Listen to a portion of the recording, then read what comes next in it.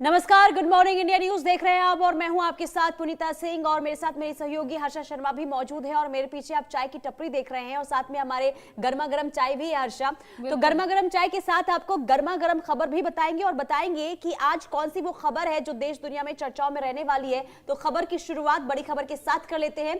संसद में चुनाव सुधार पर जबरदस्त सियासी संग्राम जो है वो देखने को मिल रहा है। लोकसभा में चुनाव सुधार पर चर्चा के दौरान केंद्रीय गृह मंत्री और विपक्ष के नेता राहुल गांधी के बीच तीखी बहस कल देखने को मिली थी। बिल्कुल बिल्कुल। और इसी बीच हमने देखा पुनीता, राहुल गांधी ने अमित शाह को वोटर लिस्ट में कथित गड़बड़ियों के बारे में बहस करने की चुनौती दी।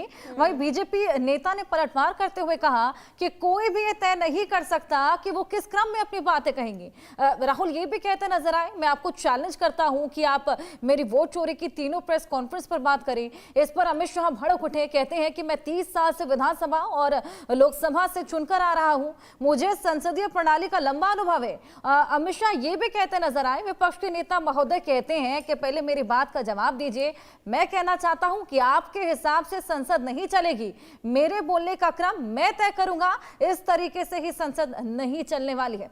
तो हमने देखा किस तरीके का घमासान कल देखने को मिला है पुनीता। देखिए, गर्मा गर्म चाय हमारे पास है और सर्दियों में गर्मा गर्म चाय की चुस्कियों के साथ इस तरह की बातें करने में ना वाकई बड़ा मजा आता है। एसआईआर को लेकर तीखी बहस छिड़ी हुई थी। राहुल गांधी ने तमाम बड़ी बातें, उन्होंने तो पहले भी कई प्रेस कॉन्फ्रेंसेस की थी, लेकिन कल अमित शाह का एक अलग किस्म का रूप देखने को मिला है। अपनी अनुभव की बात कर रहे थे, कोई तय नहीं करेगा कि मैं कब किस बात का जवाब दूंगा। पूरा चैलेंज राहुल गांधी ने किया था। हालांकि बिल्कुल चैलेंज दे दी और ये कहा कि मैंने 3 प्रेस कॉन्फ्रेंस की है, तो आप उन 3 प्रेस कॉन्फ्रेंस को लेकर मेरे साथ डिबेट कर लीजिए। ये चैलेंज, हालांकि अमित शाह ने उसका जवाब भी दिया। लेकिन देखिए, चाय की अगर हम बात करते, गर्मा गर्म चाय तो हम पी ही रहे, लेकिन साथ ही साथ इस वक्त संसद के अंदर एसआईआर को लेकर गर्मा गर्म बहस भी देखने को मिल रही है। कल जबरदस्त बवाल देखने को मिला था। हमने देखा था कई बार ऐसी तस्वीरें भी सामने आई कि जो विपक्षी सांसद हैं उन्होंने वॉकआउट भी किया था। और आज 9वां दिन है संसद का, तो उम्मीद है कि आज भी घमासान जरूर देखने को मिलेगा। तो कुल मिलाकर देखिए, आज भी संसद की कार्रवाई पर नजर रहने वाली। देखना यह होगा कि एसआईआर को लेकर आज किस तरीके से सरकार और विपक्ष के बीच में सवाल जवाब का सिलसिला देखने को मिलता है। बिल्कुल पुनीता, है तो शीतकालीन सत्र, लेकिन जिस तरीके का घमासान, जितनी गर्माहट वहां पर देखने को मिली, इसको लेकर और बातचीत करेंगे। हमारे साथ हमारे सहयोगी विजय चौक से जुड़े हुए हैं आनंद सिंह और मनोहर केसरी, उनसे भी बातचीत करेंगे, उनसे भी जानने की कोशिश करेंगे कि कल का सत्र जो इतना हंगामेदार रहा था, जो अमित शाह ने इतना प्रहार बरसाया था, क्या संतुष्टि इससे मिल पाई होगी राहुल गांधी को? क्योंकि देखिए, पूरी तरीके से चैलेंजिंग मोड पर थे। कहते हैं कि मैंने तमाम प्रेस कॉन्फ्रेंसेस कर ली, अब इसको लेकर जवाब देंगे अमित शाह, लेकिन वो कहते हैं कि मैं तय करूंगा क्योंकि मैं बहुत अनुभवी हूं, मैंने कई राज्यसभा सत्र देखे हैं, कई लोकसभा के सत्र देखे हैं, ये मैं तय करने वाला हूं कि मैं किस क्रम में, किस प्रणाली में किसको जवाब देने वाला हूं। इसको लेकर और बातचीत हमारे सहयोगियों से करेंगे। हमारे सहयोगी हमारे साथ विजय चौक से जुड़ेंगे और गर्मा गर्म चाय की चुस्कियां देखिए हम भी ले रहे हैं, आनंद और मनोहर, हम भी यहाँ पर गर्मा गर्म चाय की चुस्कियां ले रहे हैं, गर्मा गर्म बातचीत कर रहे हैं। तो हमने सोचा कि आपको भी हमारी चाय की चर्चा का हिस्सा बनाया जाए। कल हमने देखा आनंद कि जिस तरीके से गृह मंत्री अमित शाह खासा प्रहार बरसाते हुए राहुल गांधी पर, क्योंकि देखिए चैलेंजिंग टोन में उन्होंने कहा था, मेरे प्रेस कॉन्फ्रेंसेस को लेकर अगर आप बात कर सकें तो इस पर अमित शाह तमाम तरह के जवाब देते नजर आए। क्या संतुष्टि मिल पाई है राहुल गांधी को?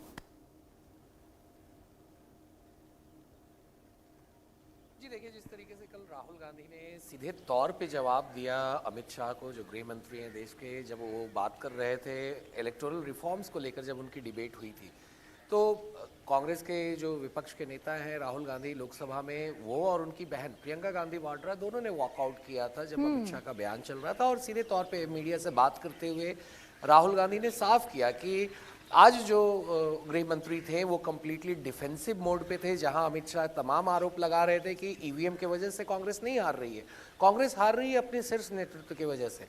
मगर राहुल गांधी ने सीधे तौर पे कहा कि जिस तरीके से डिफेंसिव मोड पे आज अमित शाह आए हैं, ये दर्शाता है कि आखिर वो क्यों ईवीएम को और इलेक्टोरल जो सवाल उन्होंने उठाए थे, जो 4 सवाल उन्होंने संसद में उठाए थे, उसका एक भी जवाब उन्होंने नहीं दिया। उन्होंने सीधे तौर पे उदाहरण दिया कि आखिर किस तरीके से उन्होंने खुद 3 प्रेस कॉन्फ्रेंस में अब तक की थी, पहले कर्नाटक, फिर महाराष्ट्र, हरियाणा, इन तीनों में उन्होंने वोट चोरी की बात बताई थी और इन तीनों पर अमित शाह का कोई भी जवाब नहीं आया। जहां तक की बात है, कल हमने देखा जिस तरीके से राहुल गांधी की मुलाकात भी हुई थी सीएससी सीआईसी की नियुक्ति को लेकर, तो उसमें भी राहुल गांधी ने पहले ही ये अपने भाषण में भी जब डिस्कशन हो रही थी इलेक्टोरल रिफॉर्म पे, वोट चोरी के मुद्दे पे, एसआईआर के मुद्दे पे संसद में, तो राहुल गांधी ने बड़े साफ तौर पे कहा था कि जो पैनल बनाई गई, जो कमेटी बनाई गई 2023 से जो नियम बदले गए मुख्य चुनाव आयुक्त की नियुक्ति को लेकर, उसमें प्रधानमंत्री हैं, उसमें गृह मंत्री हैं और नेता विपक्ष है। वहीं सीजेआई जो सुप्रीम कोर्ट के चीफ जस्टिस ऑफ इंडिया हैं, उनको नहीं रखा गया है। तो सीधे तौर पे वहां पे 2:1 का वोट है, यानी मेरी कोई भी बात होगी तो उसको सुनी नहीं जाएगी, उसको दरकिनार किया जाएगा। और यही तमाम आरोप राहुल गांधी ने बाकी की संस्थाओं पे लगाए कि आखिर किस तरीके से जो राष्ट्रीय स्वयंसेवक संघ है या फिर बीजेपी है, वो लगातार सारे इंस्टीट्यूशंस को कैप्चर करना चाहती है, अपने लोगों को वहां बैठाना चाहते हैं। हालांकि अमित शाह ने इस पे जवाब दिया कि क्या अगर कोई आरएसएस से जुड़ा हुआ है तो उसका अधिकार नहीं बनता है किसी संस्थाओं के हेड के रूप में बैठने का। मगर राहुल गांधी का बहुत बड़ा आरोप ये पहले भी वो काफी बार लगा चुके हैं और उन्होंने फिर से दोहराया था संसद के अंदर जब उन्होंने अपनी बात रखी थी इलेक्टोरल रिफॉर्म्स पे, और उन्होंने कहा था कि आखिर किस तरीके से इंस्टीट्यूशंस का कैप्चर किया जा रहा है। जो लोग महात्मा गांधी के हत्यारे थे, जिन्होंने नाथूराम गोडसे जिस तरह से महात्मा गांधी को 3 गोली मारी थी, वो पहला प्रोजेक्ट था। और दूसरा जो पार्ट है इनके प्रोजेक्ट का, वो था सारे इंस्टीट्यूशंस को कैप्चर करना। और ये शुरुआत होती है पहले यूनिवर्सिटीज से, जहां आरएसएस के सारे लोगों को बिठाया जाता है, फिर इन्वेस्टिगेटिव एजेंसी में बिठाया बिल्कुल जाता है। आनंद, ये फिर तमाम मुख्य आरोप चुनाव हमने आयुक्त देखा के राहुल तौर पे गांधी भी select लगाते किया हुए जाता नजर है। आए थे, लेकिन क्योंकि कल अमित शाह ने हमने देखा इसको लेकर 2 टूक जवाब भी दिया था, तमाम तरह की बड़ी बातें बोली थी। मनोहर, आपके पास में आऊंगी, क्या लगता है उससे संतुष्टि मिल पाई होगी राहुल गांधी को? इसी बीच एक बात जो समझ नहीं आ पा रही कि राहुल गांधी क्या एसआईआर को सिरे से नकारते हुए रद्द कराना चाहते हैं, ट्रांसपेरेंसी की मांग कर रहे हैं? आखिर वो क्या बदलाव चाहते हैं एसआईआर में, या चाहते हैं कि वो एसआईआर हो ही ना? ये बात समझ पाना अभी तक बेहद मुश्किल हो चला है।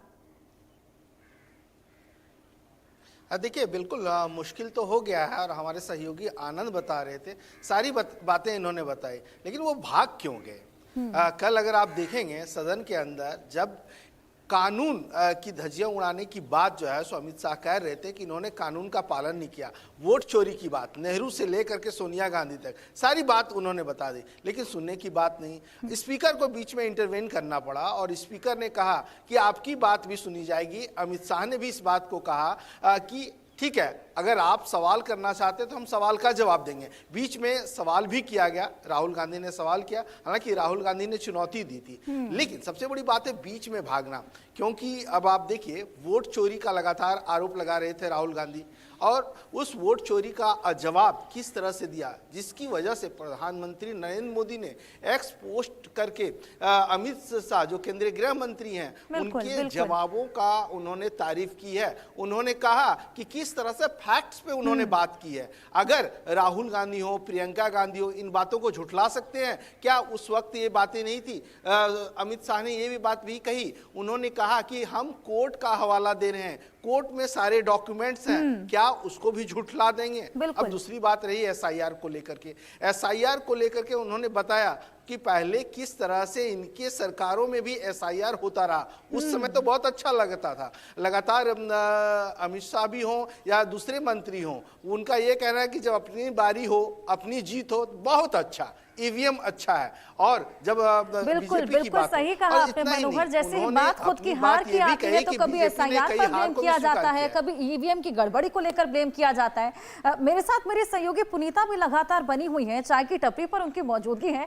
कुछ गर्मा गर्म सवाल वो भी पूछना चाहेंगी। बिल्कुल, देखिए एसआईआर को लेकर जो हमने कल देखा था, आनंद, मेरा सवाल आपसे होगा अब, और इसके बाद किस तरीके से वहां पर स्थिति देखने को मिली थी। कई बार ऐसा भी हुआ, विपक्षी सांसद वहां से वॉकआउट करते हुए नजर आए। लेकिन मेरा सवाल ये कि आखिर 2 दिनों तक जो ये चर्चा हुई है, आज भी 9वें दिन भी चर्चा होगी एसआईआर चुनाव सुधार को लेकर, निष्कर्ष आखिर क्या निकला है? आनंद, देखिए पुनीता, जिस तरीके से लगातार हमने देखा है पिछले 2 दिन से चर्चा चल रही है इलेक्टोरल रिफॉर्म्स को लेकर, एसआईआर भी उसमें एक बड़ा मुद्दा है, वोट चोरी का भी मुद्दा है। कांग्रेस लगातार कहते आई है, जब से एसआईआर की प्रक्रिया यानी कि वोटर पुनरीक्षण की प्रक्रिया जब से बिहार में शुरू की गई थी निर्वाचन आयोग के द्वारा, तो वो कह रहे थे, सीधे तौर पे उनका कहना था, देखिए हम वोटर पुनरीक्षण के अगेंस्ट नहीं है, हम इसमें जो जल्दीबाजी दिखाई जा रही है, जिस तरीके से इस पूरे एक्सरसाइज को किया जा रहा है, हम उसके लिए खड़े हैं कि आखिर जिस तरीके से ये प्रक्रिया पूरी की जा रही है वो सही नहीं है।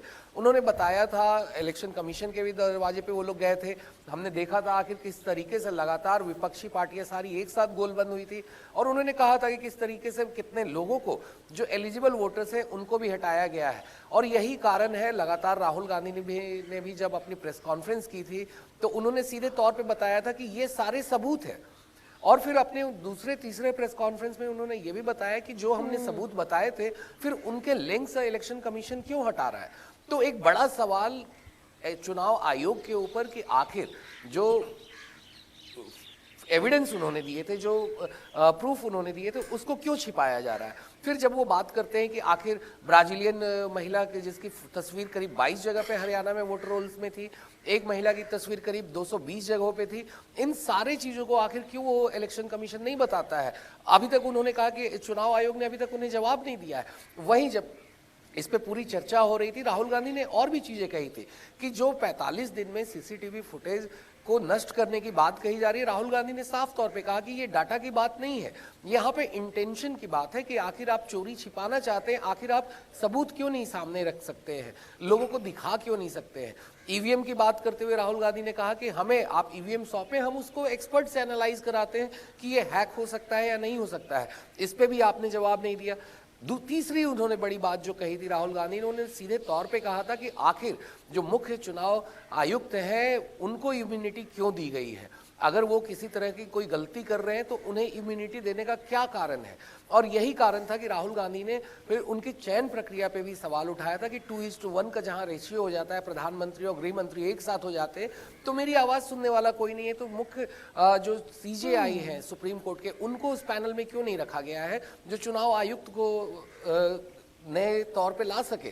तो ये सारी चीजें थी। मगर फिर प्रियंका गांधी ने भी अमित शाह पे उनके भाषण पे करारा जवाब दिया, जैसा कि मनोहर हमारे सहयोगी बता रहे थे कि कांग्रेस पे आरोप लगा कि वो लोग भाग गए थे। ऐसा नहीं है, उन्होंने अपनी बात रखी और बाहर आने के बाद प्रियंका गांधी ने बहुत ही दो टूक कहा कि जो लोग अगर इतने ही वो लोग बेकसूर है, अगर इतने ही उन लोगों ने चोरी नहीं की है तो आखिर 1.5 घंटे तक इतना डिफेंसिव मोड में क्यों थे। कहीं ना कहीं ये दिखाता है कि वो अपनी चोरी छिपा रहे हैं। तो सीधे तौर पे बड़ा आरोप प्रियंका गांधी ने भी लगाया। राहुल गांधी ने भी इसी बात का जिक्र किया कि आखिर किस तरीके से अमित शाह इतने देर से तो बोल रहे थे, मगर जो सवाल उन्होंने उठाए हैं, जो प्रक्रिया पे सवाल उन्होंने उठाए हैं चुनाव की, जो चुनाव में पारदर्शिता होनी चाहिए, वो पारदर्शिता क्यों पूरी नहीं बहस चली है। है, राहुल गांधी के बीच में तमाम बड़ी बातें उन्होंने कही, अमित शाह पूरा प्रहार बरसाते नजर आए। लेकिन एक तरीके से अगर देखा जाए तो कंक्लूजन अभी तक इस बात का नहीं निकल पाया, क्योंकि हमने देखा मॉनसून सत्र भी पूरी तरीके से भेंट चढ़ा था कि एसआईआर को लेकर बात करनी है। शीतकालीन सत्र में इसको लेकर समय दिया गया, लेकिन फिलहाल इस पूरे जो बातचीत थी, जो पूरी बहस इसको कहा जा सकता है, इसका कोई निष्कर्ष निकलते हुए नजर नहीं आया है। अब देखना होगा कि क्या आगे की कार्रवाई में एक बार फिर ये बात छिड़ती हुई नजर आती है। बहुत शुक्रिया आनंद, बहुत शुक्रिया मनोहर हमारे साथ जुड़ने के लिए और ये गर्मा गर्म बातचीत करने के लिए। लेकिन इसी तरह की गर्मा गर्म बहस कल देखने को मिली थी राहुल गांधी और अमित शाह के बीच में। क्या कुछ कहते नजर आए थे, आइए आपको सुनवाएं। Actually, let us have a debate on my press conference. Yes. Let us go. Yes. Let us have very good idea. Let us have a debate on my press conference. Okay. Amit Shah ji, I challenge you. I challenge you to have a debate on the 3 press conferences. Please, please, please. ठीक है, बैठ जाइए. Please, बैठ जाइए. माननीय, please, माननीय. आपने बात करी, प्लीज. ये डिबेट ही तो चल रही है. उत्तर प्रदेश में और हरियाणा में दोनों चुनाव में वोट कैसे दे रहे हैं, प्लीज ये भी जवाब दे दीजिए। मान्यवर, चर्चा तय हुई थी चुनाव सुधारों के लिए, मगर ज्यादातर विपक्ष के सदस्यों ने एसआईआर पर ही चर्चा करी। अब चर्चा इन्होंने जिस तरह से शुरू करी है, जवाब तो मुझे देना पड़ेगा मान्यवर, और मैं मानता हूं उनको सुनना भी चाहिए। मान्यवर, इस एसआईआर पर, गहन पुनर्निरीक्षण पर एक तरफा 4 महीने से झूठ फैलाया और देश की जनता को गुमराह करने का प्रयास किया।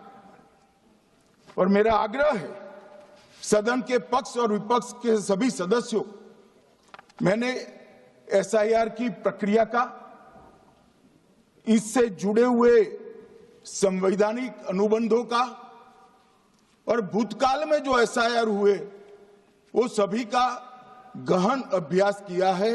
मैं आज आपके माध्यम से इस सदन को और सदन के माध्यम से पूरे देश की जनता को जो झूठ विशेषकर कांग्रेस पार्टी द्वारा फैलाया गया है वो झूठ का मेरे तर्कों के हिसाब से जवाब देना चाहता हूं। ये एसआईआर और कुछ नहीं है, मतदाता सूची का शुद्धिकरण है। मैं मानता हूं इससे कुछ दलों के राजनीतिक स्वार्थ आहत होते हैं। मुझे उन दलों के प्रति एक प्रकार से अनुकंपा भी है, क्योंकि देश के मतदाता तो वोट देते नहीं है। ये थोड़े विदेशी दे देते थे, वो भी चले जाएंगे। मगर मान्यवर, क्या हमने भारत के नाते निर्णय करना पड़ेगा कि इस देश की संसद को चुनने के लिए, राज्य की विधानसभा को चुनने के लिए विदेशी को वोट देने का अधिकार देना है या नहीं देना है? और मेरा मत है, मेरा विनम्र मत है मान्यवर, कि ये नहीं देना चाहिए। तो ये तीखी नोकझोंक